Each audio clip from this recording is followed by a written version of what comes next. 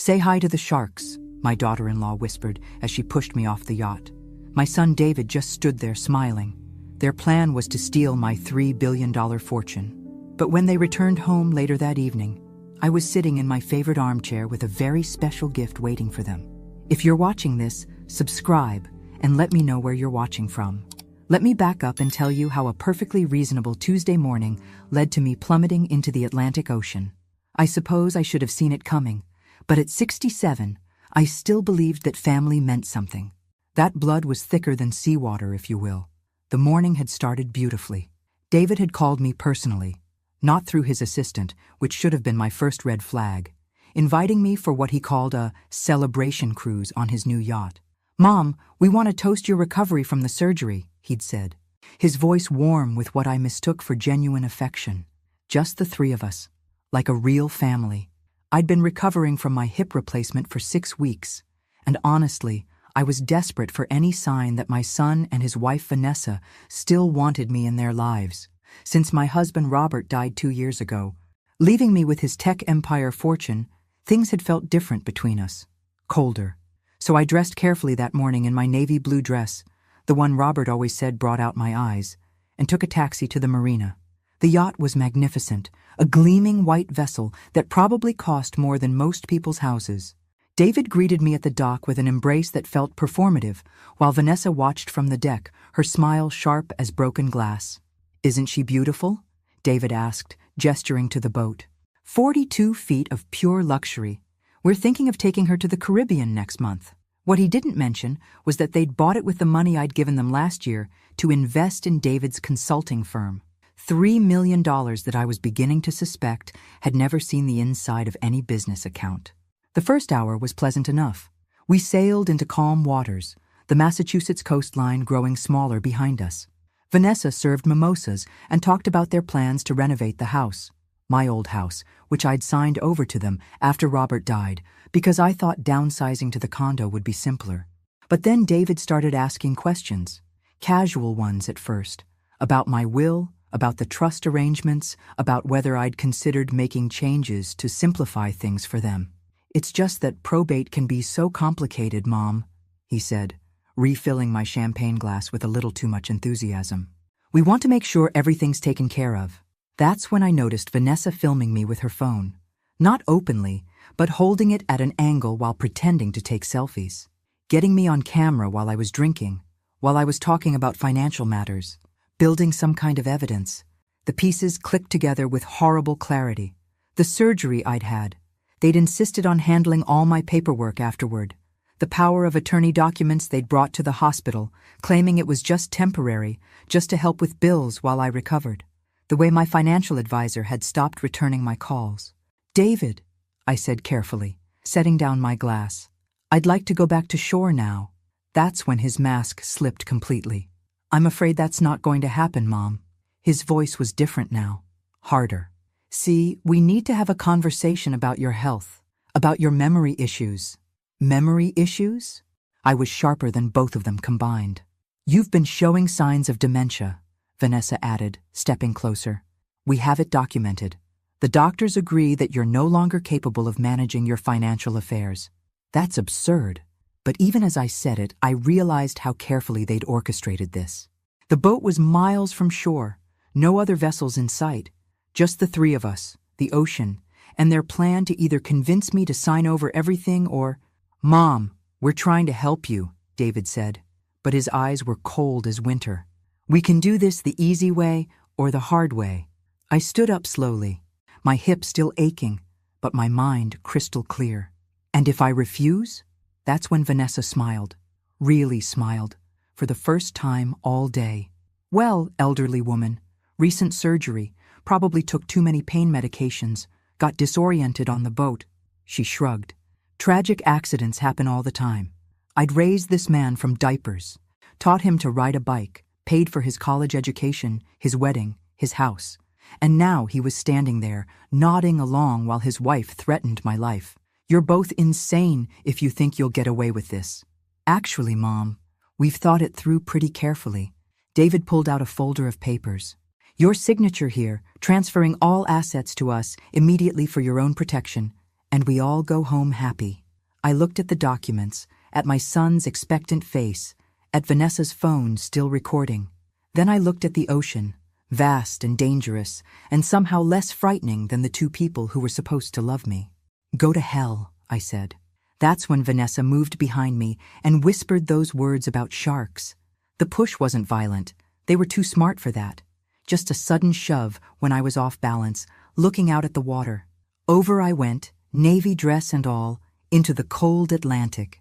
As I hit the water, I heard David shouting, "Mom! Oh God, Mom!"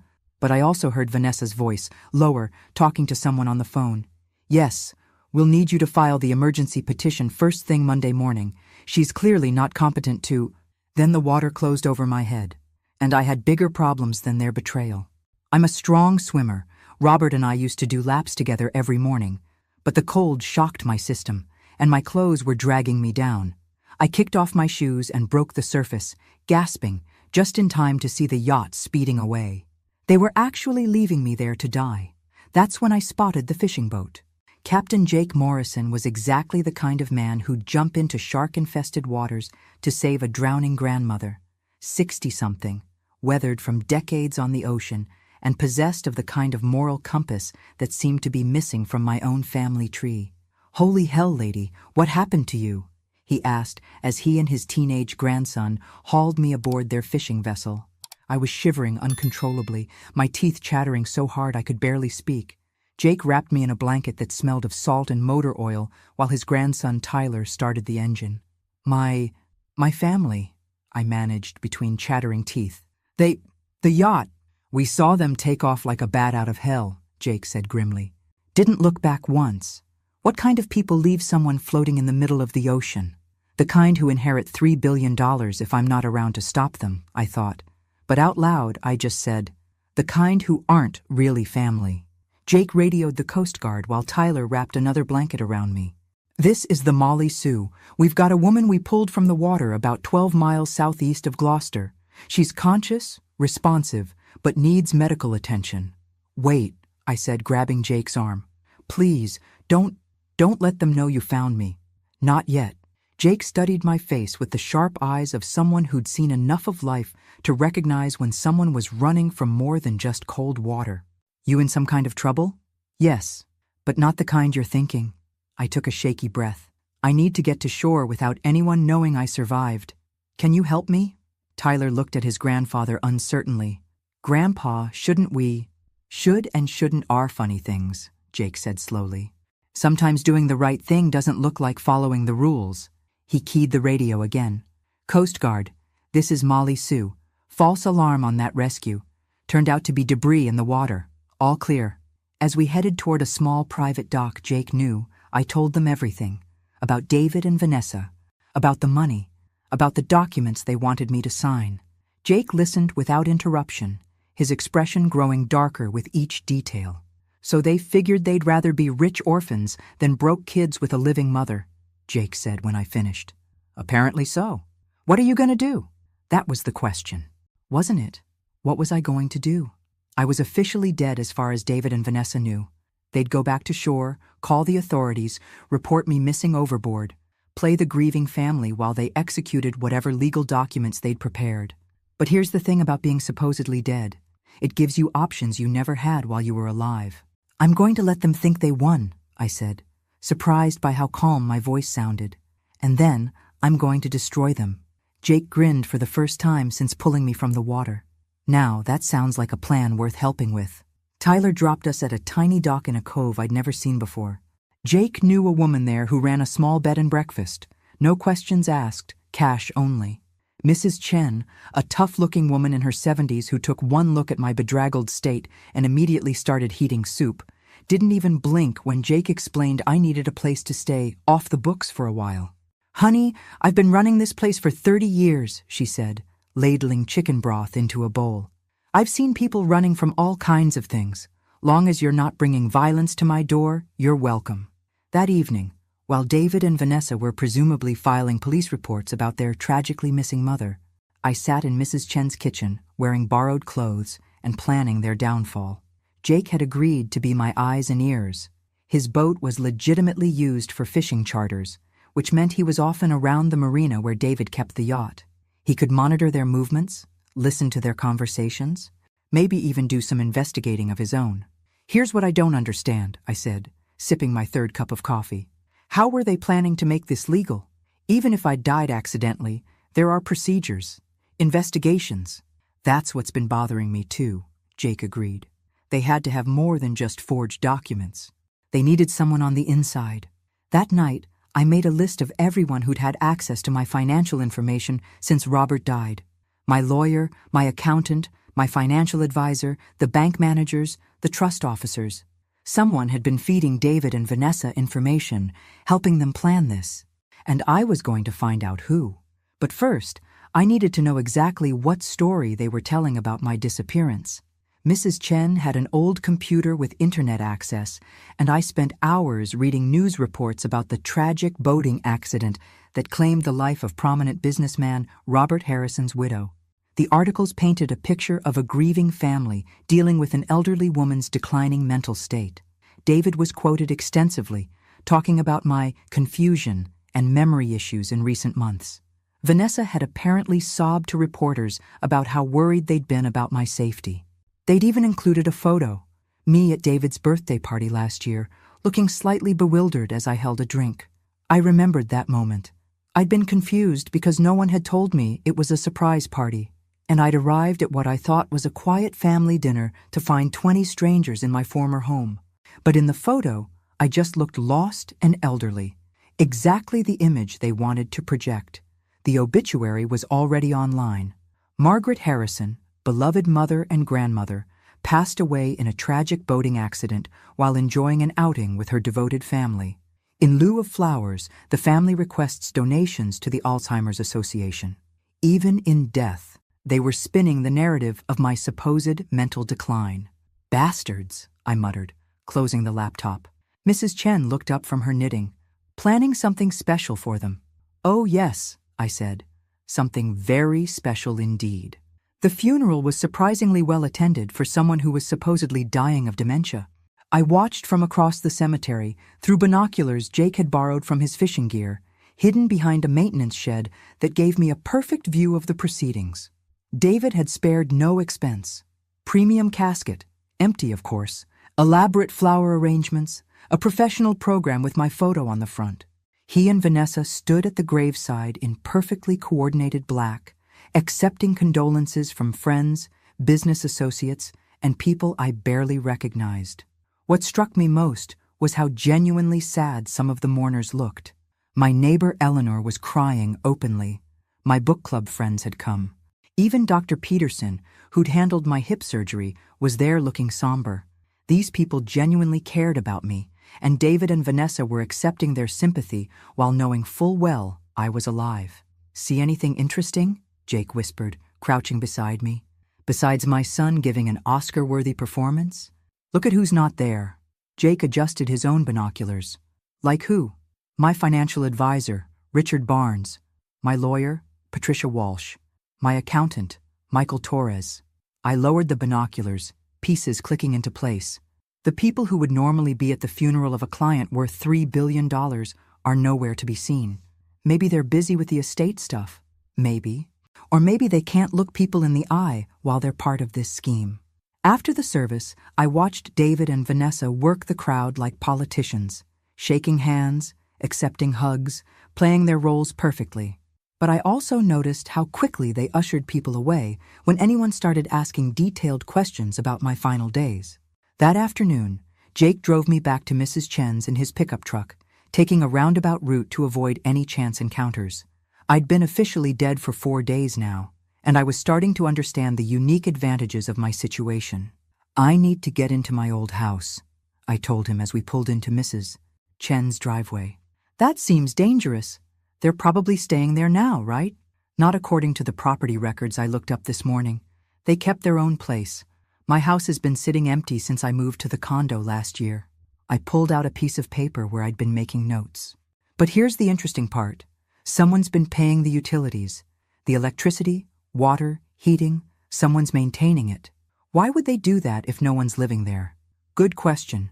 I think it's time I found out. That night, Jake dropped me off 3 blocks from my former home in Beacon Hill. The house where I'd lived with Robert for 35 years, raised David, hosted countless dinner parties and holiday celebrations. The house I'd signed over to my son because I thought family meant something. It was after midnight, and the street was quiet except for the occasional car passing. I still had my key. David had never thought to ask for it back, and I slipped around to the back door like a criminal breaking into my own former home. The house felt different. Not empty, exactly, but wrong somehow. I made my way through the familiar rooms using the flashlight Jake had given me, being careful to avoid the windows facing the street. The living room furniture was covered with sheets, but I could see that new pieces had been added. Expensive pieces. A leather sofa that cost more than most people's cars. An entertainment center that definitely wasn't there when I'd lived here. In the kitchen, the refrigerator was stocked, not with the basics you'd keep in a house you occasionally visited, but with fresh food, expensive food, imported cheese, organic vegetables, the kind of premium items that suggested regular occupancy. But it was the home office, Robert's old study, where I found what I was really looking for. The desk was covered with documents, legal papers, financial statements, and most damning of all, a detailed timeline of what they called the Margaret Project. My own name turned into a code word for my elimination. I photographed everything with the disposable camera Jake had given me, my hands shaking with rage as I read through their plans. They'd been working on this for over a year, carefully documenting what they claimed were signs of my mental deterioration. Doctor visits where they'd coached me to seem confused. Social situations where they'd set me up to look disoriented. The birthday party photo in the newspaper? They'd deliberately not told me it was a surprise party, then captured my confused reaction. The medication mix-up I'd had 3 months ago that landed me in the emergency room? They'd switched my prescription bottles. Every moment of confusion, every instance where I'd seemed off balance or forgetful, had been carefully orchestrated and documented as evidence of dementia. But the most chilling document was a letter from someone signed only as MT, apparently one of their co-conspirators. The timeline needs to be accelerated. Margaret's been asking too many questions about the power of attorney documents. If she gets suspicious and goes to a lawyer independently, everything falls apart. I recommend moving to Phase 3 within the next 2 weeks. Phase 3, according to the timeline, was my death. I was photographing the last document when I heard a car door slam outside. Headlights swept across the front windows, and I heard voices approaching the front door. David and Vanessa coming home from their grief performance. I quickly gathered my things and headed for the back door, but I could hear their conversation as they entered. Think the Peterson woman bought it? She was crying too hard to think straight. Besides, what's she going to investigate? Mom fell off a boat. It happens. What about the will? How long before we can? Probate opens Monday. MT says we'll have full access to the accounts within 6 weeks. I slipped out the back door and into the garden, my heart pounding. But as I crept along the side of the house toward the street, I heard something that stopped me cold. A baby crying. There was a baby in my former house. David and Vanessa had never mentioned having a child, which meant there was more to this story than I'd realized. The baby changed everything. As I crouched behind the rose bushes I'd planted 20 years ago, listening to the sound of an infant crying in my former home, I realized this wasn't just about my money. This was about something much bigger. Jake picked me up at the corner 15 minutes later, and I was still shaking as I climbed into his truck. "You look like you've seen a ghost," he said. "Worse, I've seen my replacement." I told him about the baby, about the documents, about the mysterious MT who seemed to be orchestrating everything. "A baby," Jake repeated slowly. "They never mentioned having a kid? Never. And David always said he and Vanessa weren't ready for children, said they were too focused on their careers." I pulled out my disposable camera. I need to get these photos developed, but not at any place they might have connections. Jake knew a guy in Gloucester who ran a 1-hour photo shop and didn't ask questions. While we waited for the pictures, we sat in Jake's truck, drinking coffee from a gas station and trying to piece together the puzzle. "So they've been planning this for over a year," Jake said, studying my notes. "Systematically making you look incompetent, documenting everything, getting someone inside your financial team to help them. And now there's a baby involved, which means either they've been lying about having children Or, I stopped, another possibility occurring to me. Or the baby isn't theirs. What do you mean? Think about it. If they've been planning to steal my fortune, they'd want to make sure they have a legitimate heir, someone to inherit everything if something happened to them. But they'd need a child with the right bloodline, the right legal claim. Jake looked at me with concern. You think they stole a baby? I think they did something. And I think MT, whoever that is the key to understanding what. The photos were devastating when developed.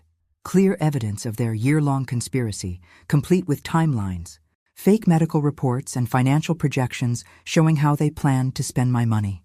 But the most disturbing photo was the last one. A birth certificate I'd almost missed, tucked under other papers. Baby Harrison, born 3 weeks ago. Mother, Vanessa Harrison. Father, David Harrison. But I'd been around Vanessa just 4 days ago on that yacht. She definitely wasn't recovering from childbirth. This birth certificate is fake, I told Jake, completely fabricated. So, whose baby is it? That night, I couldn't sleep. I lay in Mrs. Chen's guest room staring at the ceiling and thinking about everything I'd learned. My son and daughter-in-law had spent over a year systematically destroying my reputation, planning my murder and forging documents to steal my fortune. And now they had a baby, whose existence they were hiding from the world. The next morning, I made a decision that surprised even me. I'm going back, I told Jake over breakfast. But not to the house. I'm going to follow them. That's dangerous as hell. Margaret, if they see you, they won't. Because as far as they know, I'm fish food. I spread out a local map on Mrs. Chen's kitchen table. Look, they have to take the baby somewhere during the day. Daycare, babysitter, something. Babies don't just disappear for 8 hours while their parents play grieving family. Jake studied the map doubtfully. And what are you hoping to find? The truth about that baby. And hopefully, the identity of MT. Mrs. Chen, who'd been quietly listening while washing dishes, finally spoke up. There's a private investigator in town who owes me a favor. Professional, discreet, and very good at following people without being seen. I can't involve anyone else in this, I protested. Honey, Mrs. Chen said, drying her hands on a dish towel, you're way past being able to handle this alone. These people tried to kill you. They're not going to hesitate to try again if they figure out you're alive. She was right, of course. But hiring a private investigator would require admitting to more people that I wasn't actually dead. It meant expanding the circle of people who knew my secret. What kind of favor does this investigator owe you? Mrs. Chen smiled mysteriously. The kind where my grandson didn't go to jail for something stupid he did when he was 22. PI named Danny Crawford. Former cop. Very reliable and excellent at making problems disappear. By noon, I was sitting in Danny Crawford's small office above a sandwich shop in downtown Gloucester, telling my story for the 3rd time in a week. Danny was about 50, with prematurely gray hair and the kind of alert eyes that missed nothing. So, you want me to follow your son and daughter-in-law, find out about this mysterious baby, and identify their co-conspirator, he summarized after I finished. That's right. And you're paying me with what? Because according to the newspapers, all your assets are frozen pending probate. I pulled out an envelope I'd prepared earlier. Cash. I had some emergency money hidden in a safety deposit box that David doesn't know about. Robert always insisted we keep liquid funds available for emergencies. Danny flipped through the bills, enough to cover 2 weeks of surveillance, and nodded. I'll need photos of the targets and any addresses where they might be staying. I gave him everything I had, including the photos from my break-in at the house. Danny studied them carefully, paying particular attention to the documents with the mysterious MT signature. This handwriting looks familiar, he said, pulling out a magnifying glass. Professional, but with some distinctive characteristics. Mind if I run this through some databases? Do whatever you need to do. One more thing, Danny said as I prepared to leave. If these people are as dangerous as you say, we need a safety protocol. You check in with me every 12 hours. If I don't hear from you, I take everything to the police. I agreed, though I hoped it wouldn't come to that. The less official involvement, the better. At least until I understood exactly what David and Vanessa had done. That afternoon, I went back to Mrs. Chen's and waited, and planned. Because now I had help, real help, professional help, and in less than 24 hours, I was going to know exactly who had tried to kill me and why. Danny Crawford was worth every penny I'd paid him. By the end of the second day, he had more information about David and Vanessa's activities than I'd learned in months of living with them. "Your son's been very busy since you allegedly died," Danny said, spreading photographs across Mrs. Chen's kitchen table. "Multiple meetings with lawyers, 2 visits to the bank, and 3 separate trips to a private medical facility outside Boston." Medical facility? Whitmore Reproductive Services. Very exclusive, very expensive, and very discreet. Danny pointed to a photo of David and Vanessa entering a modern glass building.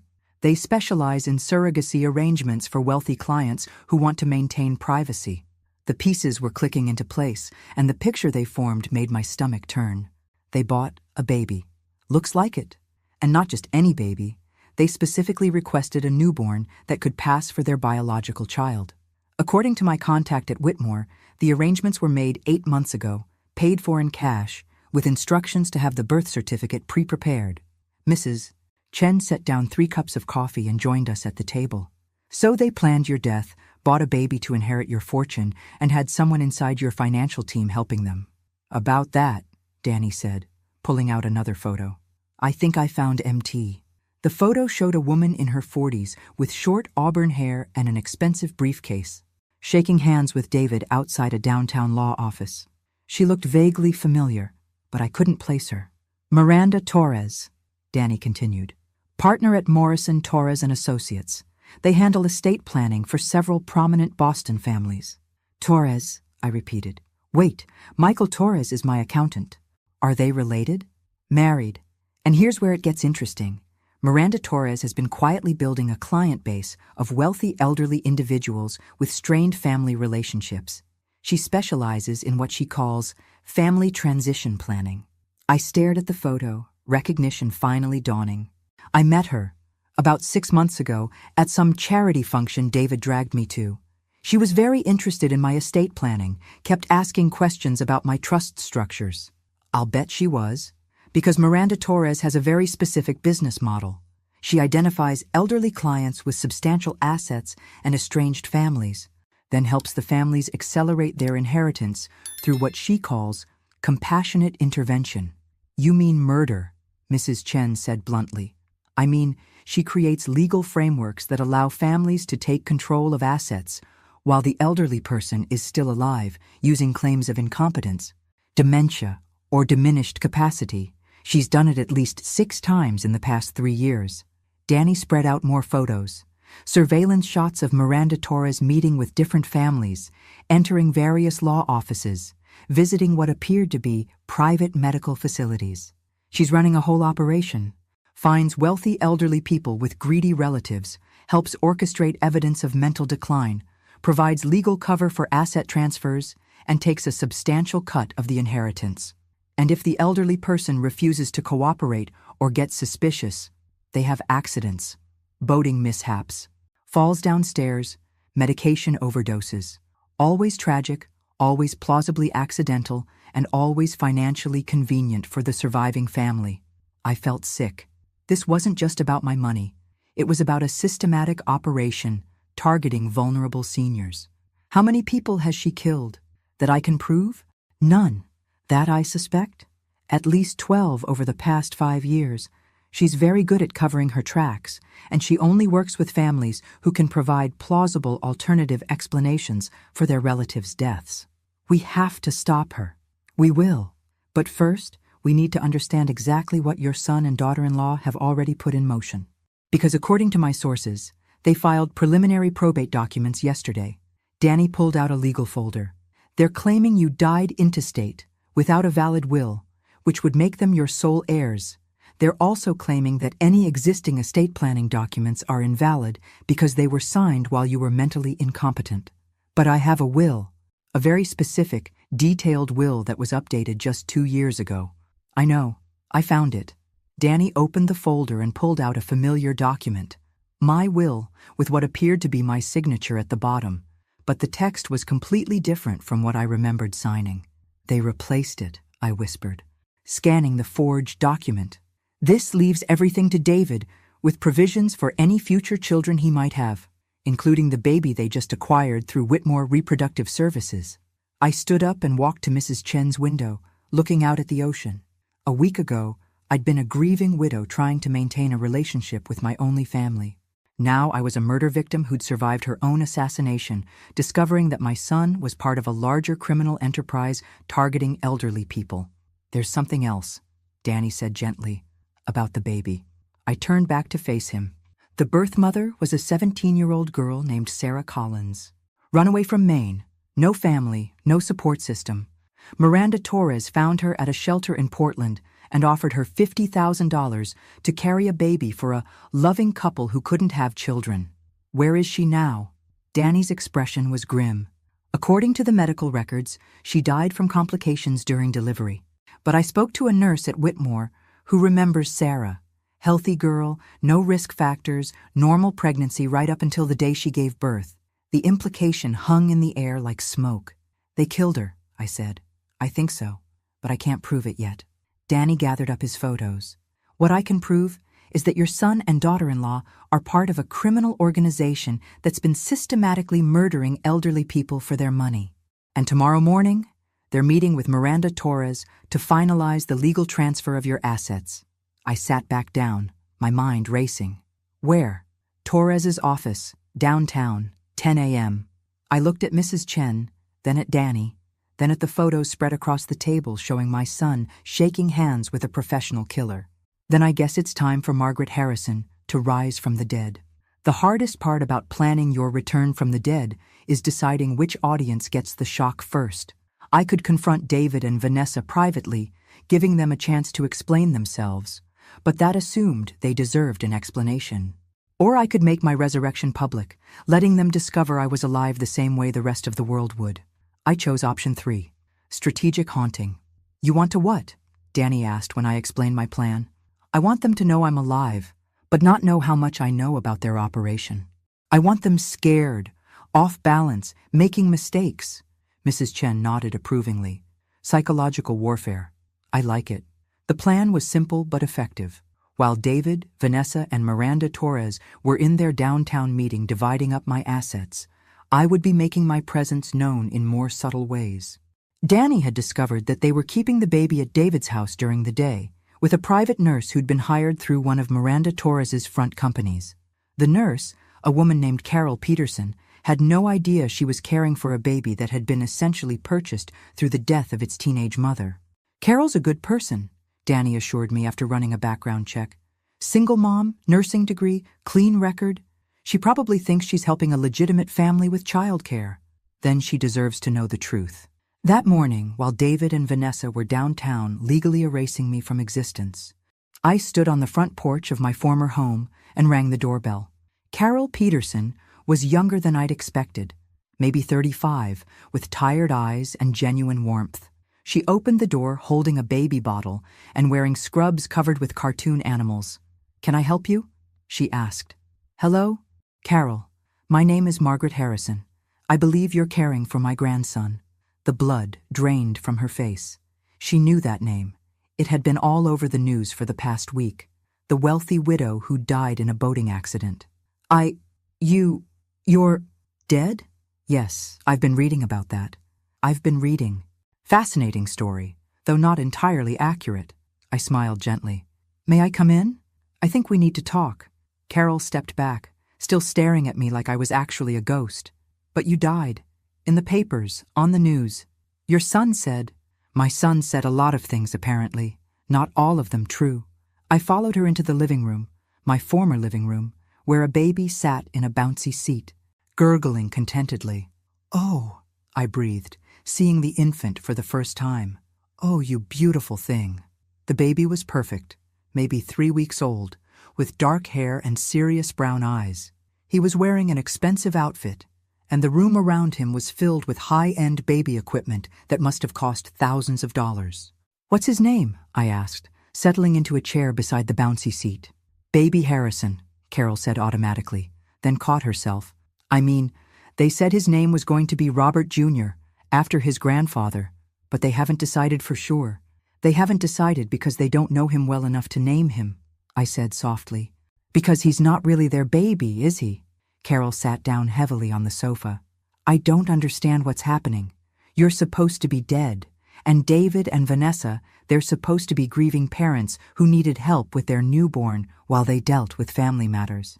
Carol, I need you to listen very carefully. This baby is not David and Vanessa's biological child. They purchased him through an illegal surrogacy arrangement that resulted in the death of his birth mother. And they attempted to murder me 6 days ago so they could steal my inheritance and raise this child as their heir. That's impossible. I pulled out the photos Danny had taken, the documents I'd copied from David's home office, the evidence of Miranda Torres's criminal operation. I showed Carol everything, watching her expression shift from disbelief to horror as the scope of the conspiracy became clear. The teenage girl who gave birth to this baby was named Sarah Collins, I said gently. She was 17 years old with no family, no support system. They told her she was helping a loving couple who couldn't have children.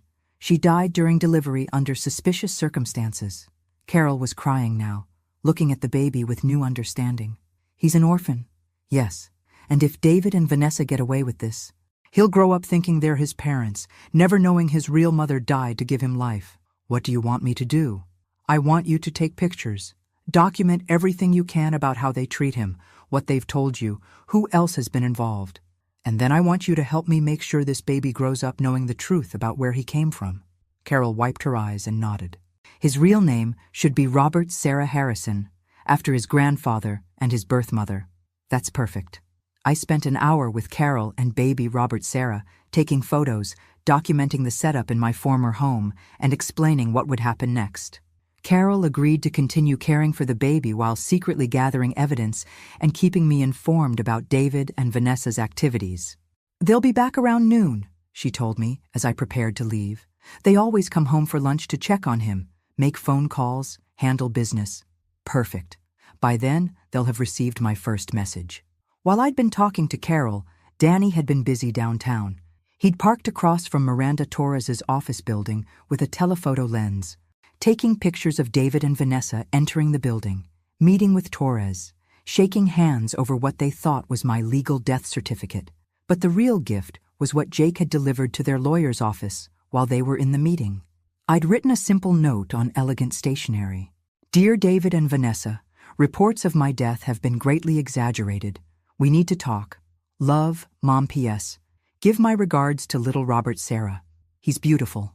The note was delivered by messenger at exactly 11:47 a.m., while they were still in Torres's office finalizing the probate paperwork. According to Danny, who watched from across the street, all three of them came running out of the building within minutes of receiving the note, their faces white with panic. The psychological warfare had begun, and that afternoon, when they returned to my former house, expecting to find their comfortable conspiracy intact, they were going to discover that their supposedly dead victim had been very busy indeed. Because I wasn't just alive, I was angry, I was armed with evidence, and I was ready for war. I was sitting in my favorite armchair, the one Robert had bought me for our 20th anniversary, when David and Vanessa came home from their meeting with Miranda Torres. I'd positioned myself so I'd be the first thing they saw when they walked through the front door of what used to be my house. The look on their faces was worth 6 days in the Atlantic Ocean. Hello, darlings, I said pleasantly, not getting up. How was your meeting? I hope you didn't sign anything important while I was away. Vanessa screamed. Actually screamed, like she'd seen her worst nightmare come to life, which I suppose she had. David just stood there with his mouth open, still holding his keys, staring at me like I might disappear if he blinked hard enough. Surprised? I asked. I have to say, the reports of my death were terribly premature, though I did enjoy reading my own obituary. Alzheimer's donations, really? That was a nice touch. Carol appeared from the kitchen, carrying baby Robert Sarah. She'd been waiting in the back of the house as we'd planned, ready to witness whatever happened next. Mrs. Harrison asked me to bring the baby out, Carol said nervously. She wanted to meet her grandson properly. Her grandson? Vanessa found her voice, though it came out as a croak. Carol, this woman she's dead? I supplied helpfully. Yes, we covered that. Turns out drowning is harder than it looks, especially when there are good people around to pull you out of the water. David finally managed to speak. Mom, we thought the Coast Guard searched. The Coast Guard searched for debris, not survivors. Funny how that works when no one actually reports a person overboard. I accepted the baby from Carol, settling him comfortably in my arms. Hello, little Robert Sarah. I'm your real grandmother. Not the kind who tries to buy you with blood money. His name isn't Robert Sarah, Vanessa snapped, some of her composure returning. His name is whatever we decide to name him, because he's our son. Is he? I looked down at the baby, who was looking back at me with those serious brown eyes. Tell me, Vanessa, when exactly did you give birth? Because 4 days ago on that yacht, you certainly didn't look like someone who delivered a baby 3 weeks earlier. The birth was private. Yes, I'm sure it was. Very private indeed. So private that the actual mother died during delivery under mysterious circumstances. I looked up at them both. Did you know her name was Sarah Collins? 17 years old. From Maine. No family to ask questions when she disappeared. The silence in the room was deafening. Carol gasped, covering her mouth with her hand. That's impossible, David said, but his voice lacked conviction. We would never what? Never conspire with Miranda Torres to run an illegal surrogacy operation? Never systematically poison an elderly woman's reputation to steal her fortune? Never push your own mother off a yacht and leave her for dead? I stood up slowly, still holding the baby. Which part exactly would you never do? David? Vanessa recovered first, her shock transforming into the cold calculation I'd seen on the yacht. Prove it. You can make all the accusations you want, but proving any of it is another matter entirely. Oh, darling, I said, smiling for the first time since they'd walked in. You really shouldn't have said that. Carol, would you mind taking Robert Sarah to his room for his nap? I asked, not taking my eyes off David and Vanessa. The grown-ups need to have a conversation. After Carol left with the baby, I walked over to the mantelpiece where David had displayed several family photos, none of which included me, I noticed. Sit down, I said, my voice carrying the authority that had once run Robert's household staff. Both of you. They sat, still looking shell-shocked. Let me tell you what I've been doing for the past week while you've been planning my funeral and dividing up my assets. I pulled out a manila folder from behind the chair cushion. I've been investigating, and learning, and documenting. I spread the photographs Danny had taken across the coffee table. David and Vanessa meeting with Miranda Torres. Multiple visits to Whitmore Reproductive Services. Financial documents showing the cash payments for the baby. This is Miranda Torres, I said, pointing to one photo. She specializes in helping families like you accelerate their inheritances through what she calls compassionate intervention. In plain English, she helps greedy relatives murder elderly people for their money. That's ridiculous, Vanessa said, but she was staring at the photos with growing alarm. Is it? Because I have documentation of at least 6 other cases where Miranda Torres provided legal cover for families who wanted their elderly relatives dead. 6 other families who suddenly had convenient accidents after showing signs of mental decline that were later proven to be artificially induced. I pulled out another set of documents. Like Mrs. Eleanor Walsh, age 73, fell down the stairs in her own home 3 weeks after her son started adding sedatives to her evening tea. Her son inherited $2 million. David had gone very pale. Mom, you're scaring yourself with conspiracy theories. Or Mr. Charles Bennett, age 68, died in a single car accident after his daughter convinced his doctor that his medication needed to be adjusted.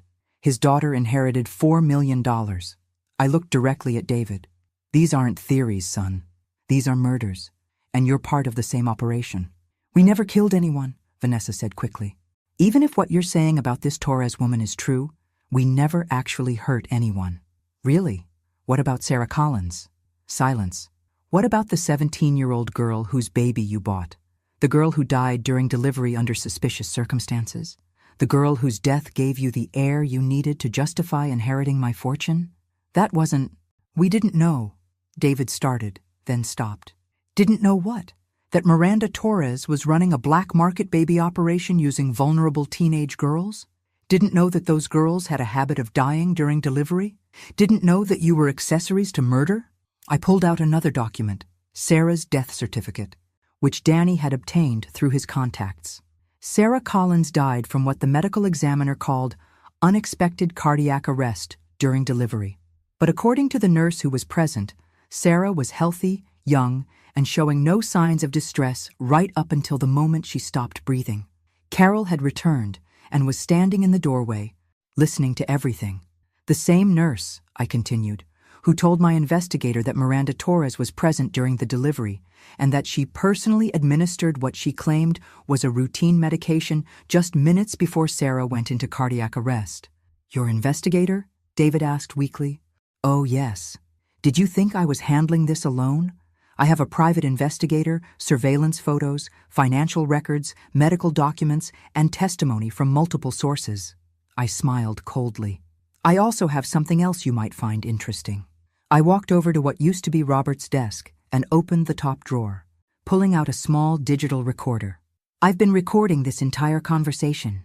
Every word you've said, every admission you've made, every piece of evidence you've confirmed. I held up the recorder. Did you know that in Massachusetts, only one party needs to consent to recording a conversation? And since this is taking place in what used to be my home, I think I qualify as a consenting party.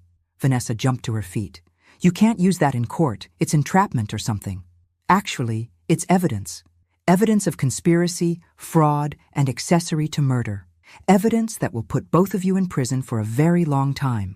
David finally found his voice. What do you want? What do I want? I laughed, and it wasn't a pleasant sound. I want my money back. I want that baby properly adopted by a family who will love him and tell him the truth about his birth mother. I want Miranda Torres arrested for the serial killer she is. And I want you both to spend the rest of your lives remembering that you tried to murder your own mother for money. And if we cooperate? Vanessa asked. If you cooperate, I might consider not pressing charges for attempted murder. The fraud charges, the conspiracy charges, the accessory to murder charges, those are out of my hands now.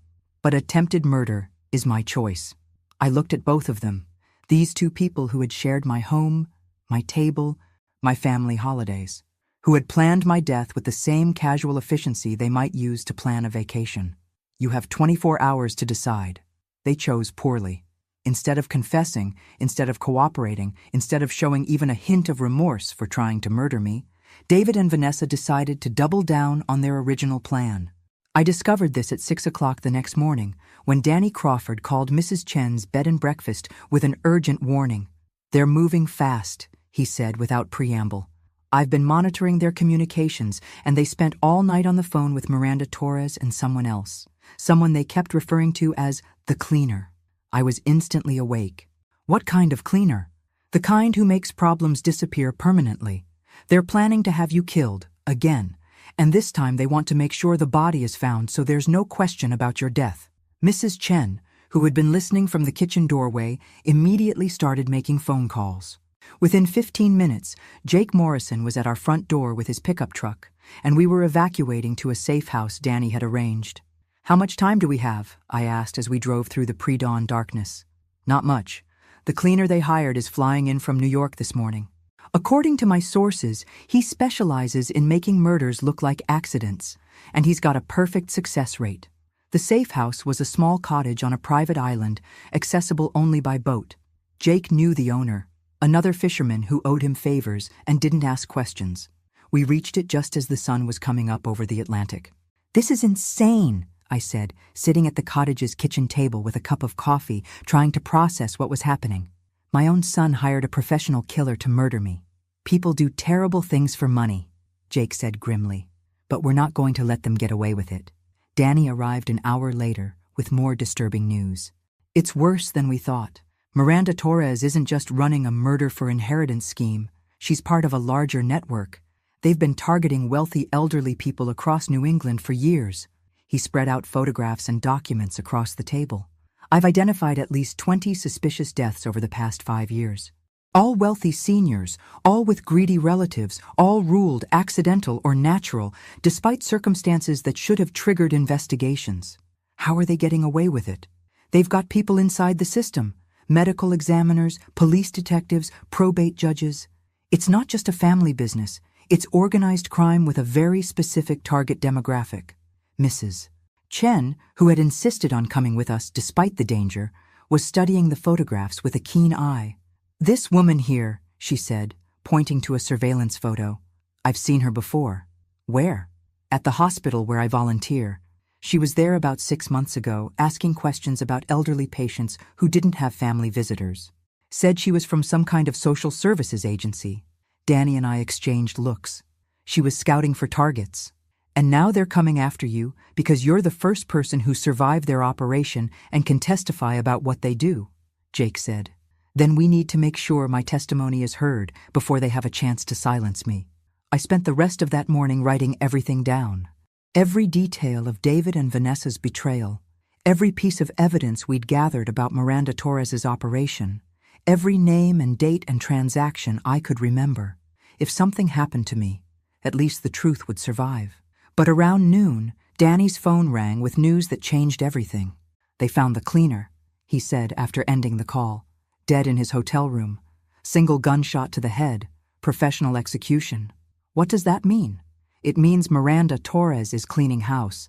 Anyone who can connect her to the murder network is being eliminated, including potentially your son and daughter-in-law." The thought of David being murdered should have terrified me. Instead, I felt a cold satisfaction that surprised me with its intensity. "Good," I said. "Let them find out what it feels like to be betrayed by someone they trusted." But Jake was shaking his head. "You don't understand, Margaret. If Torres is eliminating witnesses, that includes you, but it also includes that baby. An orphaned infant with no legal guardians is a loose end she can't afford." My blood ran cold. "Robert Sarah. She'll have him killed too. Make it look like a tragic accident. Carbon monoxide leak, house fire, something that eliminates the evidence along with the witness." I stood up so fast I knocked over my coffee cup. "We have to get him. It's too dangerous. They'll be watching your old house, waiting for you to show up. Then I guess I'll have to give them what they're waiting for." The plan was simple, which made it terrifying. I would surrender myself to David and Vanessa, let them think they'd won, and trust that Danny and Jake would be in position to rescue both me and baby Robert Sarah when Miranda Torres showed up to clean house. "This is the stupidest plan I've ever heard," Mrs. Chen said as we prepared to return to the mainland. "It's the only way to save that baby," I replied, checking the hidden recording devices Danny had given me, "and to get enough evidence to bring down Torres's entire operation." Danny had been monitoring communications all morning. Miranda Torres was driving up from New York, planning to arrive at my former house by evening. David and Vanessa had been told to have me there, alive, so Torres could question me about what I knew before arranging my final accident. "They think I'm going to trade my life for the babies," I told Jake as his boat approached the dock in Gloucester. "They have no idea I've been planning this for days." The recording devices were hidden throughout my former house, planted by Carol Peterson, while David and Vanessa were out making their arrangements with Torres. Carol had also positioned cameras in strategic locations and would be hiding in the basement with baby Robert Sarah, ready to escape through the old servant's entrance if things went wrong. "You sure about this?" Jake asked as we reached the dock. "I'm sure that if I don't do this, an innocent baby will die because of my son's greed. That's not something I can live with." I walked up to my former front door at exactly 6 o'clock. "As arranged," David answered, looking haggard and frightened. "Mom," he said, and for just a moment I heard my little boy in his voice, the child I'd raised, loved, sacrificed for. "Hello, David. I'm here as promised." Vanessa was pacing in the living room, her usual composure completely shattered. "She'll be here soon," she said without looking at me. "Miranda Torres. She wants to talk to you." "I'm sure she does." "Mom," David started, then stopped. "I never wanted it to go this far." "But you let it," I said simply. "You let it go this far because $3 billion was worth more to you than your mother's life." He couldn't meet my eyes. Miranda Torres arrived precisely at 7 o'clock. She was smaller than I'd expected, a neat, professional-looking woman who could have been anyone's accountant or lawyer, which I supposed she was. "Mrs. Harrison," she said pleasantly, extending her hand as if we were meeting at a cocktail party. "I'm so glad you survived your boating accident. We have a great deal to discuss." "I'm sure we do." She sat across from me in what used to be my own living room, opened a leather portfolio, and began speaking as if we were negotiating a business contract. "You've caused quite a bit of trouble for my clients," she said. David and Vanessa followed my instructions precisely, and yet here you are, very much alive and apparently well-informed about matters that don't concern you. Murder concerns me, especially when it's my own.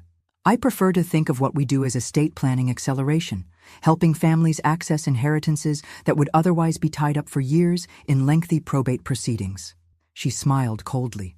We provide a valuable service to people who understand that time is money. And the elderly people you kill? What service do you provide to them?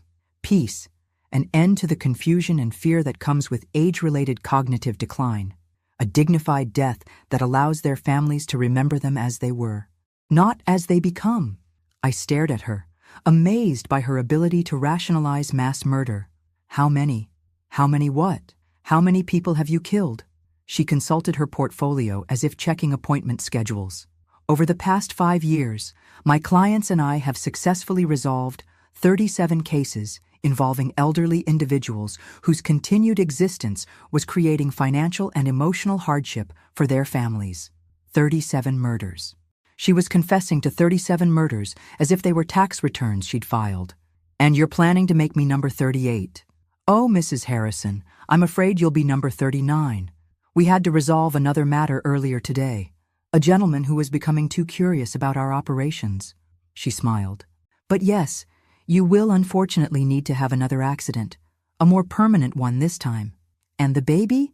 Tragic carbon monoxide leak. These old houses, you know, faulty heating systems can be so dangerous. I looked at David and Vanessa, who were sitting frozen on the sofa like mannequins. This is what you wanted? Not just my death, but the death of an innocent baby? Neither of them answered. The baby is a loose end, Torres continued matter-of-factly. His existence complicates the inheritance structure, and his origins raise too many questions. Much simpler to eliminate him now and claim that David and Vanessa are tragically childless and in need of the emotional support that only significant wealth can provide. That's when I smiled for the first time since she'd arrived. Ms. Torres, I said pleasantly, I think there's something you should know. And what's that? You're under arrest. The FBI agents came through every door simultaneously. Front, back, basement, and even through the windows.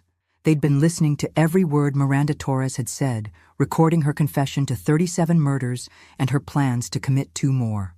Miranda Torres, Agent Sarah Chen announced, you're under arrest for conspiracy to commit murder, wire fraud, elder abuse, and racketeering.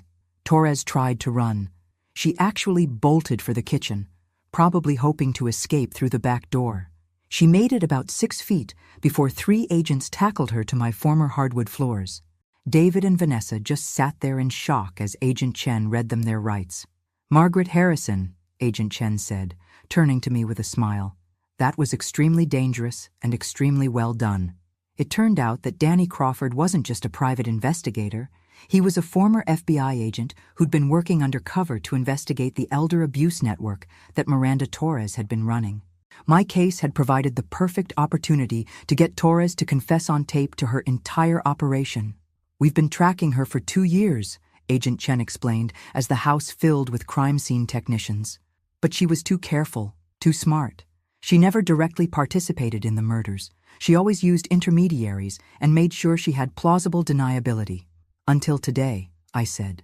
Until today, when she confessed to 37 murders while planning 2 more on federal recording equipment. Carol Peterson came up from the basement carrying baby Robert Sarah, both of them unharmed. Is it over? She asked.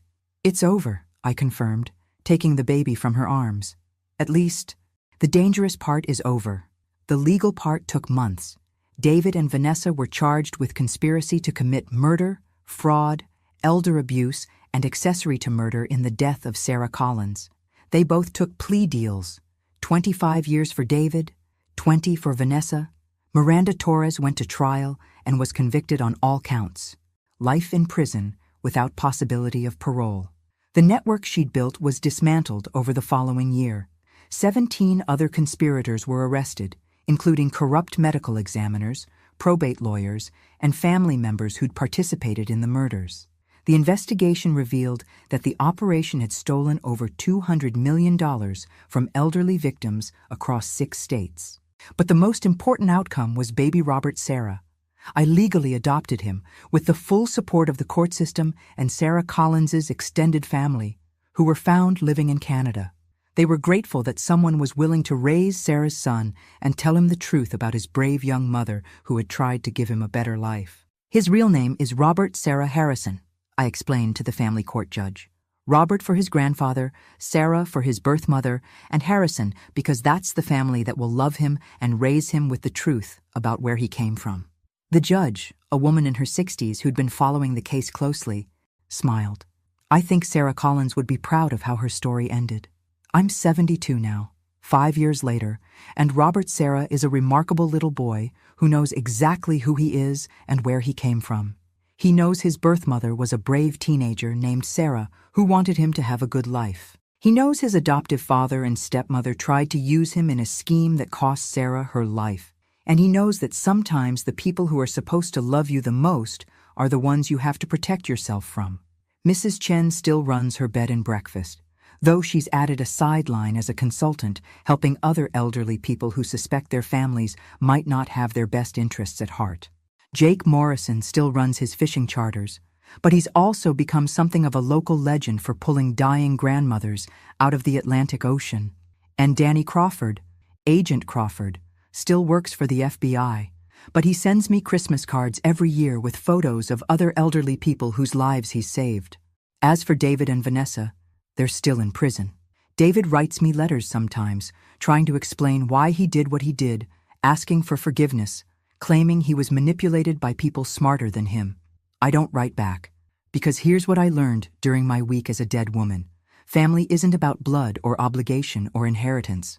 It's about showing up when someone needs you, protecting the vulnerable, and choosing love over greed every single day. Robert, Sarah, and I have that kind of family now.